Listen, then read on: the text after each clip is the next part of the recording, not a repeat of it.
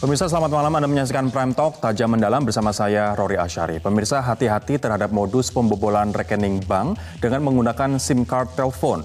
Baru-baru ini wartawan senior bernama Ilham Bintang kebobolan ratusan juta rupiah karena ada pelaku yang bisa memakai nomor kartu SIM card milik Ilham Bintang usai pelaku tersebut mengajukan penggantian SIM card ke gerai Indosat Ooredoo, dalam hal ini provider layanan seluler. Nah, diduga lemahnya sistem pengamanan di bank dan keteledoran dari pegawai seluler Indosat Ooredoo inilah yang menyebabkan pembobolan ratusan juta rupiah ini bisa terjadi. Ini bukan kasus yang kecil dikarenakan ini bisa menimpa siapapun, tidak terkecuali Anda. Kita akan melihat terlebih dahulu sejumlah data dan juga fakta yang terjadi pada wartawan senior Ilham Bintang, di mana dia rekeningnya dibobol ratusan juta rupiah untuk ditransferkan dalam span waktu 3 hari ke 98 rekening berbeda yang dia tidak tahu itu rekeningnya siapa. Yang pertama adalah, ini adalah pendapat dari Ruby Alamsyah, pengamat dari Digital Forensik Indonesia, yang menduga atau menganalisa bahwa pertama-tama pelaku mencuri data dari korban Ilham ini atau dengan aktivitas phishing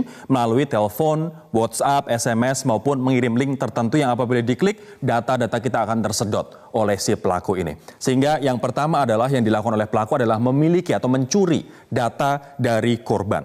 Kemudian setelah mendapatkan data dari korban, pelaku ke gerai seluler untuk mengelabui petugas gerai seluler tersebut untuk meminta pergantian SIM. Nah, setelah mendapatkan SIM yang baru dengan nomor Ilham, padahal nomor Ilham ini masih aktif begitu, dan juga mendapatkan data-data rahasia pribadi dari Ilham, pelaku kemudian masuk ke fasilitas mobile banking dari Ilham. Dalam hal ini adalah Commonwealth Bank, mengganti username, mengganti password dengan fasilitas mobile banking korban. Nah, pelaku kemudian menguras rekening korban dikarenakan sebelum kita bertransaksi di mobile banking tersebut akan mendapatkan one time password atau OTP ke dalam nomor yang sama ke nomor pelaku tersebut. Kemudian dengan mendapatkan password itu dia bisa melakukan 1 kali transaksi dan ternyata ada 98 transaksi dalam kurun waktu 3 hari 4 hingga 6 Januari yang lalu. Nah, korban tidak mengetahui bahwa rekeningnya dibobol, pemirsa, sampai dia gagal menarik uang ketika dia berada di Melbourne, Australia pada awal Januari yang lalu. Artinya uang ratusan juta dalam rekening dia habis, bahkan ketika dia menarik dana pun dia sudah tidak bisa dikarenakan dananya habis. Nah, pelaku nampaknya adalah pemain handal. Ini adalah sejumlah analisa termasuk dari analisa ICT begitu, di mana dia memanfaatkan kesempatan ketika korban sedang pergi ke luar negeri atau ke Australia. Menurut dosen IT Universitas Dianuswantoro Semarang, Solihul Huda, dia menganalisa bahwa petugas seluler memberi SIM baru ini tanpa verifikasi sehingga langsung mengeluarkan SIM baru atas nama Ilham Bintang untuk si pelaku kejahatan ini. Nah, saat 2 SIM dengan nomor yang sama aktif, pemirsa, secara bersamaan, nomor yang dekat dengan BTS atau menara pemancar ini akan hidup. Sementara yang jauh, ingat bahwa posisi Ilham pada waktu itu adalah di Australia, ini nomornya akan terganggu begitu. Ini dikarenakan sistem operator komunikasi hanya memfilter 1 nomor. Posisi Ilham saat itu di luar negeri, artinya dia jauh dari menara BTS Indosat Ooredoo. Nah, selain itu penggunaan one time password atau OTP yang dikirimkan pihak bank ke nomor telepon yang pelaku pegang juga berkontribusi pada terjadinya kejahatan ini. Nah, kemudian apa yang perlu dilakukan untuk menghindari apa yang terjadi dengan Ilham, di mana sudah bank kita dibobol, data kita dicuri, dan juga nomor telepon kita di copy begitu secara ilegal oleh pelaku dengan mendatangi gerai telepon seluler. Yang pertama adalah tidak sembarang mengklik link yang Anda terima di WhatsApp, Anda terima di email, kemudian Anda terima di SMS, messages begitu. Jangan mengklik secara sembarangan link-link tersebut. Kemudian juga tidak mengisi dan memberikan data pribadi dan perbankan kepada siapapun yang menurut Anda itu tidak memiliki otoritas. Kepada bank, kepada misalnya asuransi yang tidak memiliki otoritas, jangan berikan data pribadi Anda. Kemudian masih banyak bank yang hanya mengandalkan OTP atau one time password murni. Maksudnya adalah seperti perubahan kata sandi sampai perubahan PIN, ini dapat dilakukan hanya dengan via SMS begitu. Autentifikasi transaksi juga bisa lewat SMS. Padahal menurut dosen dari universitas ini perlu lebih dari itu. Misalnya memakai token, walaupun old fashion, walaupun ketinggalan zaman, namun token tersebut sangat berguna dan jauh lebih aman. Dan token saat ini masih dipakai untuk internet banking. Sementara mobile banking hanya menggunakan OTP, one time password, atau menggunakan password transaksi begitu. Nah, sementara menurut Direktur Eksekutif ICT Institute Heri Sutadi, perbankan juga perlu memperketat keamanan data pribadi konsumen agar jangan sampai dimanfaatkan untuk memperoleh akses SIM card dari korban. Pertanyaannya kemudian apa yang sebenarnya terjadi, kenapa kejahatan ini bisa terjadi dan apa yang harus Anda lakukan pemirsa agar terhindar dari kasus kejahatan seperti yang dialami oleh wartawan senior Ilham Bintang ini. Kita akan membahas dengan sejumlah narasumber, namun saya ingin mengkonfirmasi terlebih dahulu dengan Bang Joni G. Plate, Menkominfo yang saat ini sedang berada di luar negeri. Bang Joni, selamat malam waktu Indonesia Bang. Ya, sorry. Bang Joni, ini kabarnya Kominfo sudah memanggil pihak seluler, dalam hari ini Indosat Ooredoo, Bang. Apa hasil dari pemanggilan itu dan apa yang bisa diperbaiki atau apa yang sebenarnya salah? Ya, yang pertama Rory ya, yang pasti Kominfo ya melalui Direktorat Jenderal terkait sudah berkomunikasi dan menyurati Ooredoo untuk penjelasan dan tindak lanjutnya. Tetapi ya yang harus kita lihat, ini kejahatan kriminal cyber, ini kejahatan kriminal di era digital. Nah, disitulah tidak mungkin kejahatan ini dilakukan oleh seorang saja. Nah, karena ini kejahatan, ini kriminal, maka tindakan pencegahan dan penanganan kriminal-kriminal di bidang telekomunikasi dan digital itu harus dilakukan dengan tegas. Indonesia suka atau tidak suka akan beranjak dan memasuki era digital. Di sini juga penting yang namanya undang-undang perlindungan data pribadi. Ini menjadi relevan sekali untuk kita segera menyelesaikan undang-undang data pribadi. Tetapi terkait dengan kasusnya Pak Ilham ya, ini ada beberapa institusi terlibat di dalamnya, baik itu perbankan maupun operator perusahaan telkom. Ya. Apa kelemahan dari dua institusi itu, Bang, menurut Anda? Ini sebetulnya dari sisi aturannya sudah ada disiplin dari para pelaku, pejabat atau petugas-petugas yang cek dan recheck belum menjadi budaya yang harusnya ya diperlukan di Indonesia. Terlalu memudahkan, terlalu menggampangkan dan bekerja as usual.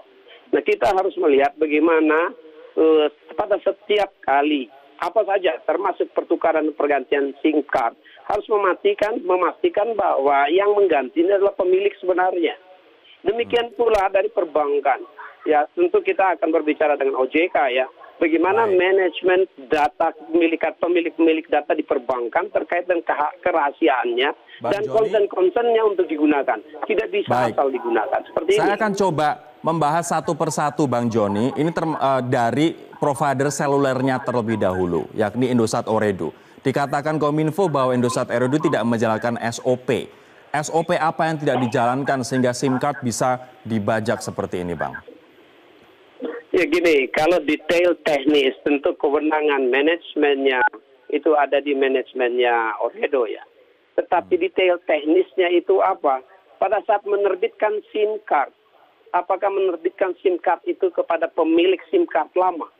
Cek dan rechecknya seperti apa untuk memastikan bahwa pemilik SIM card yang ditukar ini adalah orang yang benar, orang yang sebenarnya. Nah, hal-hal ini kan sangat teknis di lapangan, di front line. Nah, itu yang belum saya tahu beberapa kali, misalnya online transfer ya antar negara, itu suara pun harus menjadi recognition, harus menjadi alat untuk menguji benar nggak ini yang punya melalui suara atau melalui Artinya hal yang lain. apakah ada SOP yang dilanggar, Bang Joni, menurut Anda secara teknis di lapangan frontliner ini? Yang pasti ada pelanggaran, ada kesalahan di situ, sengaja atau tidak dengan sengaja. Kalau tidak dengan sengaja, tinggal perbaiki cara dan pelatihan. Tetapi kalau dengan sengaja, ini harus dilihat ada nggak tindakan kriminal yang terjadi di sana yang dilakukan secara bersama-sama. Dan itu berarti serius. Bang Joni, ini kemudian ketika si pelaku mengurus SIM baru ke gerai seluler Indosat Ooredoo, pasti dia sudah mendapatkan data-data pribadi dari korban. Data-data pribadi itu bisa didapatkan ketika misalnya apply kartu kredit, KTA, dan lain sebagainya. Nah, ini akan membawa saya ke pertanyaan terkait dengan RUU Perlindungan Data Pribadi. di mana itu akan memberikan pelindungan dan juga kepastian bagi masyarakat terkait dengan data dia akan dibuat apa, akan dikemanakan begitu. Progresnya Ya, seperti apa RUU ini, Bang? saat ini data-data ya itu sudah tersebar di terlalu banyak institusi di Indonesia ini. Ya, karenanya kita harus mempunyai satu payung hukum yang kuat yang disebut dengan RUU data pribadi atau yang di dunia internasional dikenal sebagai GDPR, General Data Protection Regulations ya. Nah, di situ harus diatur penggunaan data harus dengan konsen, tidak bisa dicolong, dicuri. Tidak perlu ada sanksi dan tindakan yang tegas atas violation atau penyimpangan penggunaan data pribadi. Tidak bisa itu dianggap sebagai hal yang biasa, itu hal yang serius. Hal yang sangat serius karena data nanti akan menjadi satu kekuatan atau nilai ekonomi yang luar biasa besar yang bisa disalahgunakan untuk kepentingan ekonomi, untuk kepentingan security dan keamanan pribadi, untuk kepentingan security dan keamanan negara. Jadi ini hal yang sangat serius yang harus kita siapkan. Kapan ini akan selesai, Bang Joni? Kita sudah siap, tinggal prosesnya nanti untuk masuk ke DPR dan saya yakin teman-teman di DPR secara politik nanti akan menyelesaikan dengan cepat karena memang pemahaman dan urgensi untuk kita miliki Indonesian GDPR itu sudah saatnya sekarang. Bahkan kita sudah agak terlambat apabila dibandingkan dengan banyak negara lain. Bang Joni, ini Ilham Bintang diyakini bukan merupakan satu-satunya korban. Kalau misalnya modusnya seperti ini diprediksi, Pak Samuel juga memprediksi bahwa dia bukan satu-satunya korban begitu. Ada banyak korban yang di luar sana tapi mungkin tidak melapor. Apa langkah Kominfo? Ini pertanyaan terakhir, Bang. Apa langkah Kominfo pasca terkuaknya kasus yang menimpa Ilham Bintang? Yang pertama pasti Kominfo ya. Kominfo bukan law enforcement. Ya karenanya kita hanya bisa bentuknya administratif ya. Apakah lisensinya yang akan kita tinjau ataukah pelanggaran-pelanggaran administratif. Namun hal ini tidak saja administratif. Kalau ini law enforcement kita akan minta tentu agar lembaga-lembaga hukum kita mengambil langkah-langkah pencegahan dan penindakan yang sungguh-sungguh sehingga ada efek jerak. Kita akan masuk ke era digital, ya maka data pribadi dari 270 juta rakyat itu harus betul-betul mendapat perlindungan yang memadai. Bang Joni G. Plate, Menteri Komunikasi dan Informatika dari Davos, Swiss. Terima kasih atas waktunya di Prime Talk malam hari ini. Selamat malam waktu Indonesia, Bang. Sukses untuk acara di sana. Dan pemirsa, kami juga masih berusaha untuk menghubungi Ilham Bintang, sang korban terkait dengan pembobolan rekening bank dikarenakan pembajakan SIM card telepon seluler ini. Dikarenakan saat ini Ilham masih diperiksa oleh pihak Polda Metro Jaya. Kami nanti akan berusaha untuk menghubungi dia melalui sambungan telepon maupun telewicara seperti yang dilakukan oleh Bang Joni tadi. Kami akan segera kembali sesaat lagi. Sekarang saya akan menyapa melalui sambungan telepon Ilham Bintang, korban pembobolan rekening yang menjadi topik utama pembahasan kita malam hari ini. Bang Ilham, selamat malam, Bang. Selamat malam, Bung Rodi. Apa kabar? Baik, Bang Ilham, saya berharap Anda walaupun rugi ratusan juta rupiah tetap dalam keadaan baik. Bagaimana, Bang, awal mula kejadian sehingga Anda kebobolan begitu? Kapan Anda menyadari ini? Pertama sekali indikasinya itu pada tanggal 4 Januari, sekitar jam 5 subuh di Bandara Sydney di Australia gitu. Oke. Itu menjelang kami boarding, saya bawa anak cucu, itu kan lagi repot tuh.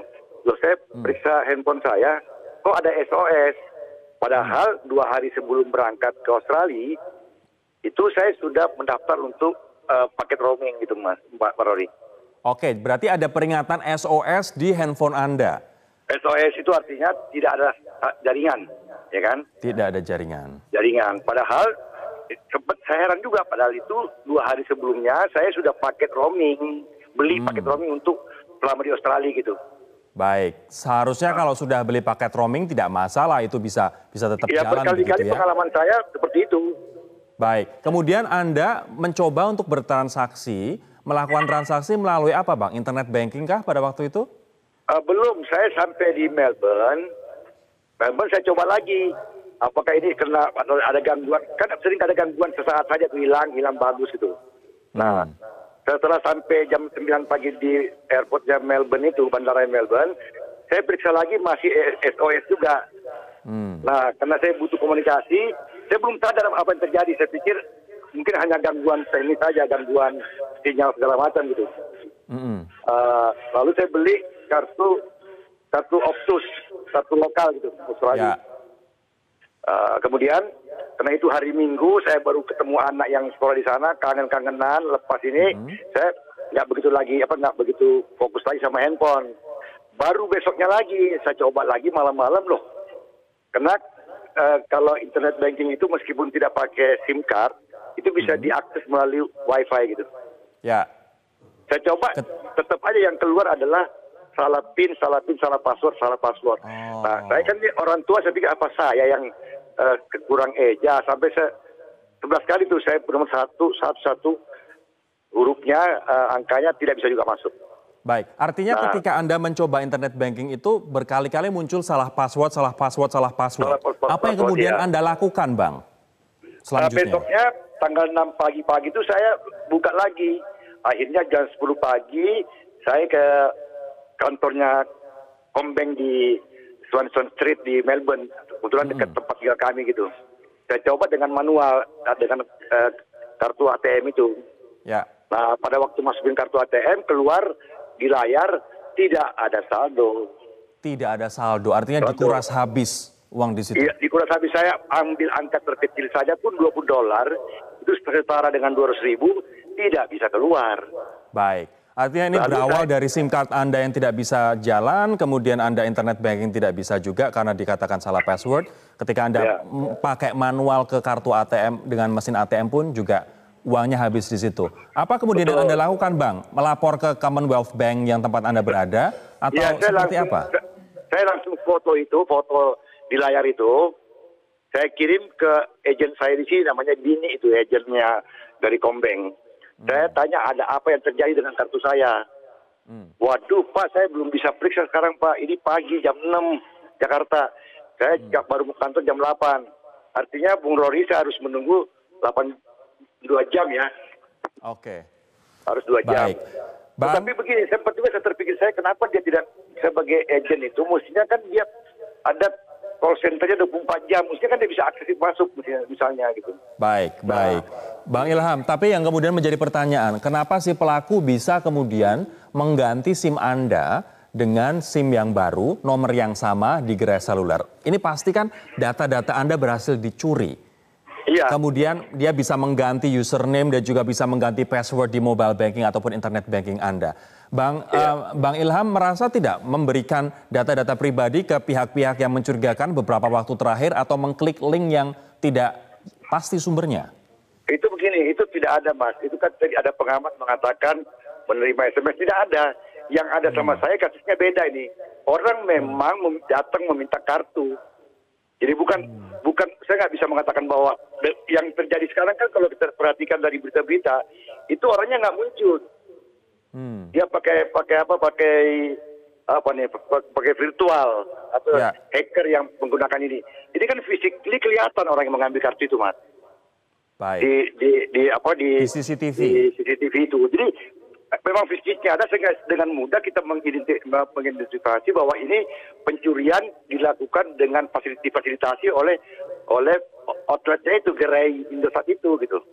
Baik, Bang. Kemudian ketika ada orang yang meminta kartu SIM baru ini dengan nomor yang Anda punya ke gerai Indosat Ooredoo di Bintaro Exchange di Jabodetabek, adakah notifikasi di handphone Anda atau langsung SOS saja? Kita lihat begini ya, kalau lihat waktunya, time frame-nya itu kan dia pukul 9 malam 02 menit, ya Mas. Diambilnya tuh di Bintaro. Itu artinya di Sydney jam 1 malam. Oke. Jam 1 malam saya udah tidur, Mas. Tuh. Jadi tidak ada peringatan apapun di handphone Anda ya terkait dengan aktivitas ini? Iya, pagi-pagi itu ketemunya di bandara, saya buka handphone, SOS itu. Oke, Bang, kemudian ini dalam periode 3 hari, 4 sampai dengan 6 Januari 2020 ada 98 transaksi ke rekening yang berbeda-beda. Apakah kemudian pihak bank juga memberikan peringatan, kok ini ada sesuatu kegiatan yang mencurigakan begitu? Dalam 3 hari ada 98 transaksi ke rekening yang berbeda-beda. Ya karena SIM card saya diambil, otomatis mungkin ada pada si pelaku. Bukan sama saya, karena saya kan sudah dilumpuhkan ininya. Kayak pembajakan pesawat, saya di pilotnya dilumpuhkan sistemnya itu oleh sistem itu gitu. Cuman menarik pertanyaan Anda, bisa ditanya sama Kombeng itu, bagaimana bisa meluluskan dalam waktu 3 jam saja, bukan 4 hari itu Mas Rory, cuma 3 jam. 98 transaksi langsung meluncur, ditambah dengan penambahan rekening baru. Oke, artinya dalam 3 jam ya, bukan 3 hari ya, 98 transaksi Meskipun dia bekerja tanggal 4 sama tanggal 5, karena berhubung Sabtu Minggu itu tidak ada transaksi, dia baru jalan hari Senin tanggal 6. Baik. Itu sebabnya saya berkejaran dengan waktu. Andai kata jam 6 ada sistem yang lebih bisa menangkal itu tidak ada kejadian ini Mas Rory. Oke, ini artinya tidak ada peringatan walaupun dalam rentang waktu hanya 3 jam ada 98 transaksi di bank tersebut. Bang, selain kartu debit, selain kartu debit yang dikuras, apa saja kartu yang lain atau rekening yang lain? Begini, saya ada 3 aplikasi internet banking maupun mobile banking di handphone saya. Ada satu Kombank, kedua Citibank, dan ketiga mobile banking BCA. Itu tidak disentuh dua-duanya. Cuma satu Kombank aja. Yang mana nih? Kombank itu yang sentuh. Yang disentuh hanya Kombank, sementara 2 bank lain tidak? BCA tidak. Dan Citi aman? Iya aman. Untung saja saya ada itu, sehingga saya bisa melanjutkan kehidupan di Sydney, di Melbourne gitu. Baik. Artinya debit card, internet banking Anda dibajak, kemudian bagaimana dengan kartu kredit? Nah, kartu kredit juga ada 5 kartu kredit, BNI sebanyak 85 juta, A 8,5 juta itu, yang ke-11 baru ada peringatan di stop sama ini, secara otomatis dia blokir kartu saya. Baik. Nanti nggak Mas? Lalu kemudian yang menarik itu Citibank. Citibank itu waktu saya di Jakarta saya cek kembali, rupanya saya nggak tahu apakah apa yang terjadi, tetapi ada 6 transaksi, 5 dibalikin uangnya. 6 transaksi, 5 dibalikin uangnya? Balikin. Jadi tadi jumlah seluruh itu ada belasan juta, berapa juta, 15 juta ada. Bang Ilham. Lalu di BCA itu lebih menarik lagi, tanggal 17, semuanya balik. Semuanya balik. Ada berapa transaksi itu? Kartu kredit. Ada di BCA itu ada 6 transaksi. 9 transaksi. Semuanya balik uangnya ya? Semua balik. BCA tadi baru saya terima emailnya bahwa itu sudah balik semua. Jadi dengan demikian tidak ada masalah. Artinya dari pembobolan rekening di debit, kemudian pembobolan di credit card, berapa kerugian yang Anda alami? Ya, seperti yang sudah diberitakan oleh Metro TV juga, beberapa ratusan juta lah Mas. Beberapa ratusan juta. Oke. Tetapi problem sekarang itu sebenarnya bukan jumlahnya itu betul, tetapi bagaimana rentannya sistem kita di Indonesia ini gitu. Sistem pengawasan dari perbankan maupun seluler itu. Saya setuju dengan pendapat Pak Menteri tadi bahwa memang kita ini menjadi mangsa dari perlombaan IT dari perbankan maupun seluler yang memudahkan kita, tapi sekaligus memudahkan kita bobol sekaligus gitu.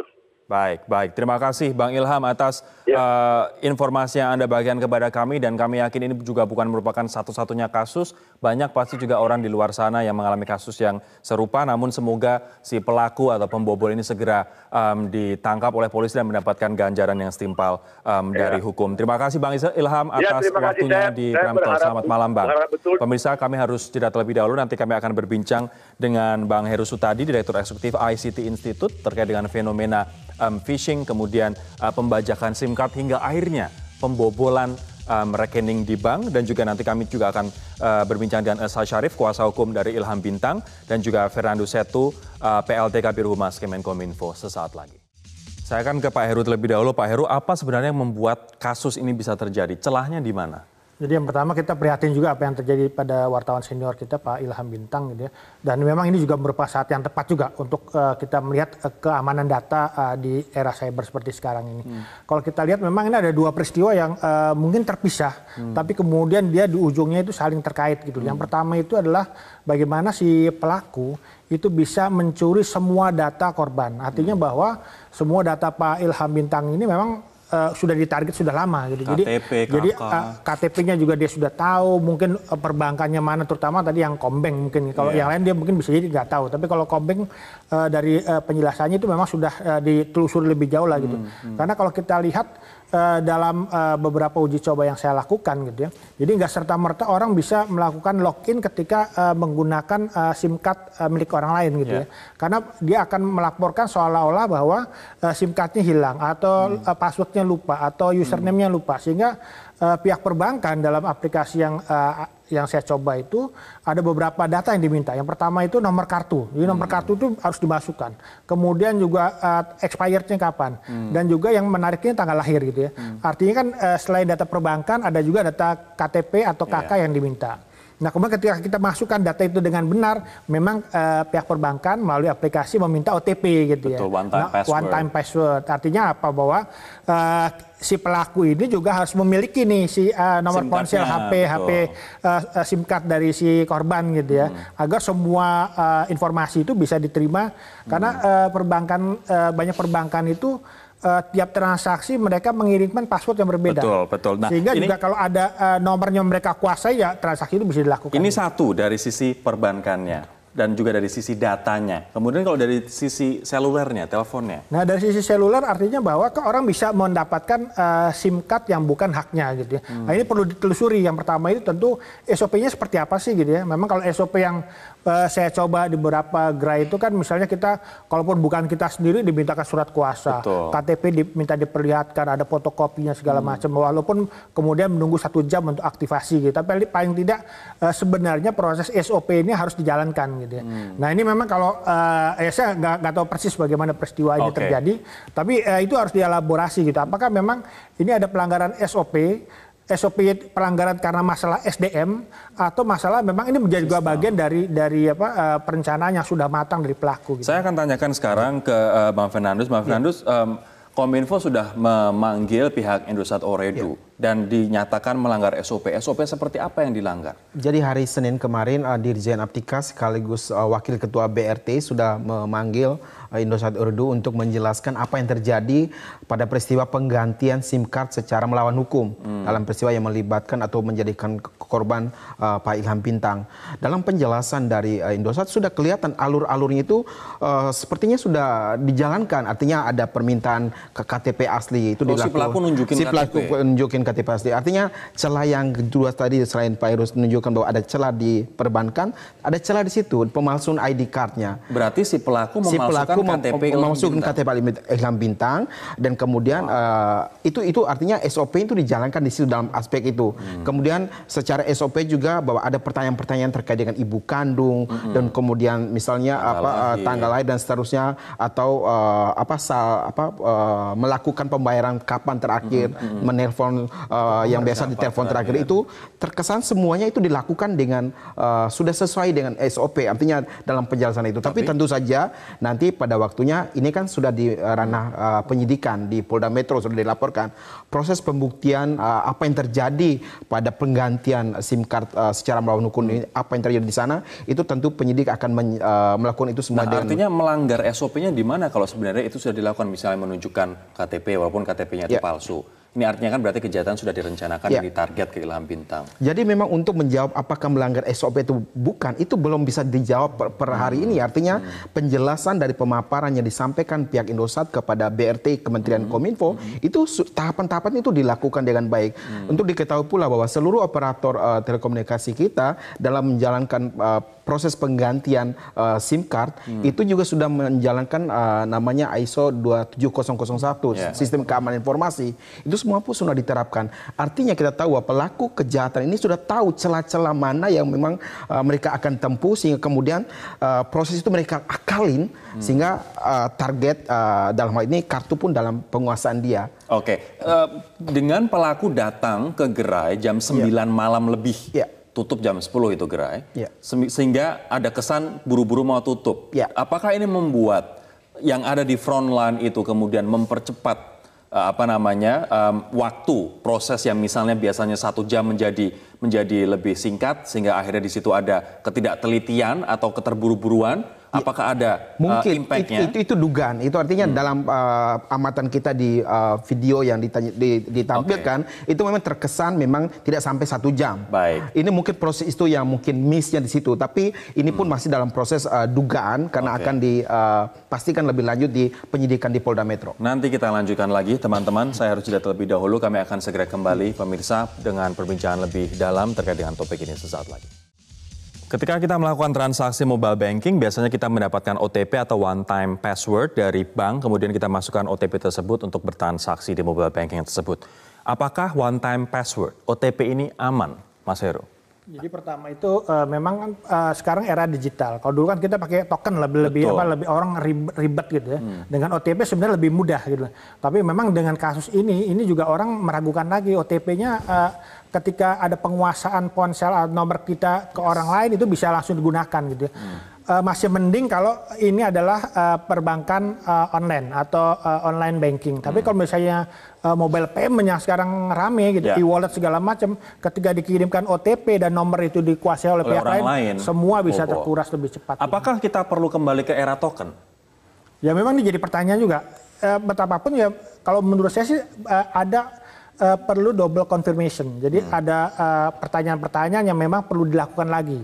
Jadi kalau misalnya perbankan, memang sebenarnya perbankan itu agak aman gitu. Jadi ketika kita melakukan transaksi, kan kita selalu dimintakan PIN gitu ya. Tiap transaksi. Tapi ketika misalnya e-wallet kan tidak ada PIN yang diminta gitu ya. Di bank ada celah, di kemudian cellular provider juga ada celah. Nah, apa kemudian langkah hukum dari kuasa hukum Ilham Bintang Elsa Syarif sudah tiba di studio setelah menembus macet Jakarta. Kita akan hadirkan di segmen terakhir sesaat lagi. Baik. Sudah ada Bu Elsa Syarif, kuasa hukum Ilham Bintang, korban dalam pembobolan rekening ini. Bu Elsa, apa kemudian langkah hukum yang akan dilakukan, Bu? Ya sekarang kan kita lagi proses pidananya. Mungkin minggu-minggu ini Pak Ilham Bintang di BAP. Pidana kemana, Bu? Di Polda Metro Jaya. Maksudnya terhadap siapa? Pokoknya ada terjadi peristiwa pembobolan ini di mana berkaitan antara Indosat dengan Bank Commonwealth. Nah itu nanti biar dilihat, diinvestigasi oleh kepolisian, dua-duanya memang ada sesuatu kelalaian. Apakah kelalaian, apakah konspirasi dari ya kan oknum-oknum gitu. Itu kita proses. Tetapi di samping itu saya juga memproses secara mediasi. Nah, Indosat sudah datang waktu hari Senin kemarin.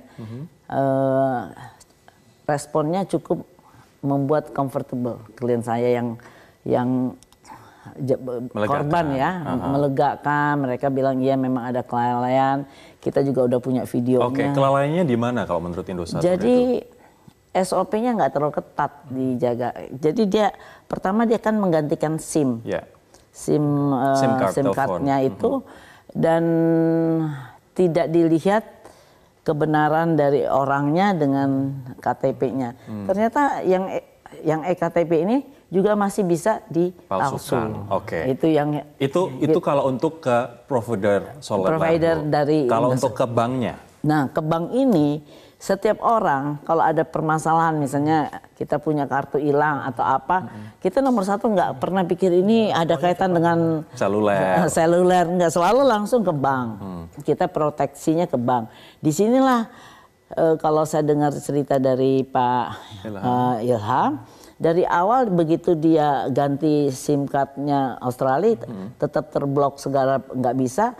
Jadi dia nomor satu langsung ke bank. Responnya gimana, Pak? Nah, responnya ya nanti kita cek ini, tenang aja Pak, ini. Dan dia juga nggak tenang, ternyata nggak bisa ambil uang ini dan minta supaya dicek ini atau minimal biasanya diblokir, sehingga uang nggak untuk pencegahan. Tapi bank tidak melakukan sesuatu ketika ada transaksi 98 transaksi dalam waktu 3 jam, tidak ada yang dilakukan. Kalau sampai bobol 95 kan berarti tidak dilakukan blokir. Tidak ada apa-apa. Tidak ada informasi ke Pak Ilham juga, Bu?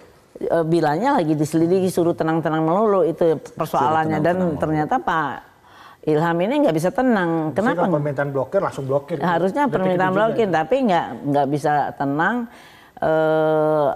dia juga datang sana kan karena mau berlibur dan juga ada 2 anaknya juga sekolah di sana. Artinya mediasi sudah dilakukan tapi Anda tetap akan membawa ke ranah pidana untuk kedua. Tapi belum ya, dari pihak Commonwealth belum welcome terhadap Pak Ilham. Pak Ilham juga agak sebel kan.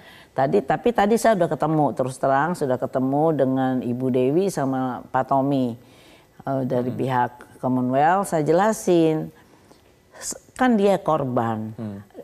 Dia percaya dengan bank. Bank itu kan harus menjaga kepercayaan kepada publik terhadap bank ini. Nah, waktu itu Pak Anwar katanya cukup senior juga akan membantu. Jadi setelah sampai di Jakarta, Pak Ilham dengan senang mau ketemu. Tapi ternyata dia bilang gini, saya nggak dibatalkan, saya nggak mau ketemu karena direksi nggak mau bertanggung jawab.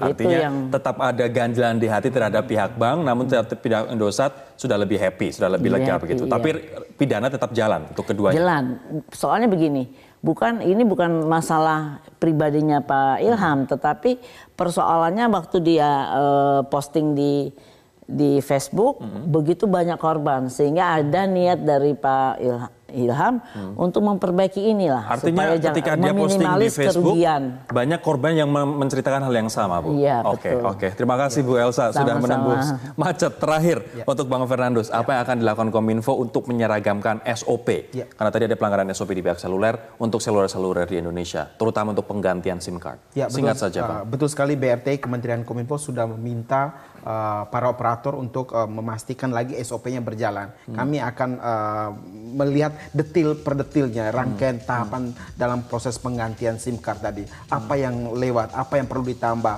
apakah dalam hal ini yang perlu akan dilakukan dalam surat edaran yang akan dikeluarkan oleh BRT dalam waktu sesegera mungkin.